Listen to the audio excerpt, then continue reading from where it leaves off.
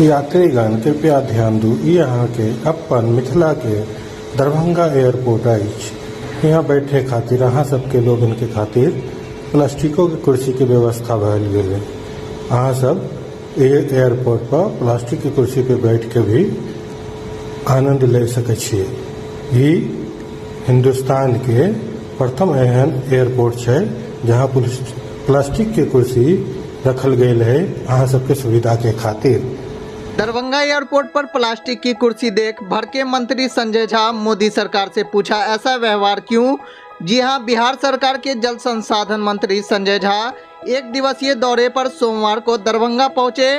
Darbhanga airport के विकास में हो रही देरी पर केंद्र सरकार को आड़े हाथ लेते हुए उन्होंने कहा कि जिस एयरपोर्ट को उड़ान योजना के तहत देश भर में सर्वोच्च स्थान मिला हो और जहां से बड़ी संख्या में लोग उड़ान भर रहे हैं, उस एयरपोर्ट पर अगर यात्रियों को बैठने के लिए प्लास्टिक की कुर्सी नसीब हो, इससे बड़ी दुर्भाग्यपूर्ण बात और क्या हो सकती है।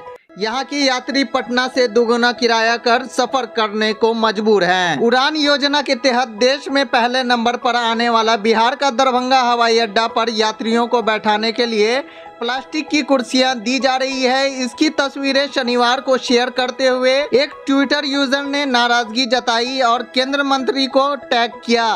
साल 2018 में केंद्र की उड़ान योजना के तहत इस हवाई अड्डे को आम लोगों के लिए खोला गया था। तब से इसकी क्षमता और सुविधाओं में विस्तार किया जा रहा है। वैसे यहाँ हवाई अड्डा प्राधिकरण सुविधा के नाम पर यूजर डेवलपमेंट फीस UDF लेते हैं, लेकिन फिर भी यहाँ सुविधाएं की कमी है।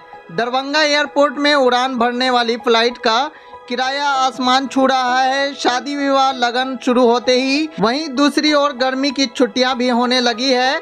यात्रियों की भारी भीड़ रेलवे स्टेशन और एयरपोर्ट पर उमड़ने लगी है। आने जाने का उत्साह देखते ही बन रहा है।